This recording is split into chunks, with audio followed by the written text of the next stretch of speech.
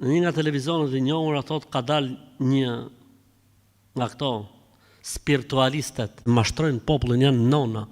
Këta që e majnë vetën për spiritualiste, që lexojnë rite, e bëjnë rite, e mani këto, e këto kje sjell fat, jo po kripa, jo po rëra, jo po rozmarina, jo po maj ca kokra kështu, ca kokra, këto janë nonat e mashtrimit, ju harxojnë jetën dhe ju fusin në paganizëm dhe në besytni.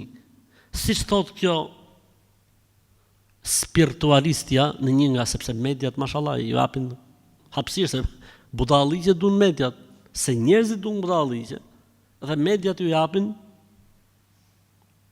gurrat e atyre që prodhojnë budalliqe. Dhe thoshte kjo spiritualistja, thot, e kanë pyetur për sendet e të vdekurve. Edhe bonte komentin spiritualistja dhe thoshte,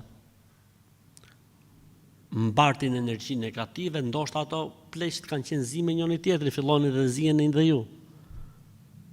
Kështu që duhet t'i lenin diell, duhet t'i lenin ajër, duhet t'i ashtu, dalin energji, muhabete, leprash. Sendet e të vdekurve është mirë me i dhënë për sadaka, për shpirtin e tyre. Kjo është fitoria. Sa t'jenë në përdorim, ata marrin sevap dhe shpërblim, maro historia. Dikush da më majtë për kujtime vllaorën e babës, ta ketë aty. Dhe ta marrin, çfarë problemi ka? Unazën e nonës, goca ka unazën e nonës për shembull. E cila ka trashëgimin nga nona, e cila ka trashëgimin nga nona qysh në kohën e Skënderbeut, kur kanë qenë luftë. Çfarë problemi ka? Asnjë problem s'ka. Në rregull është puna. Ky për shembull ka i shpat vjetër qysh nga koha e Buzukut,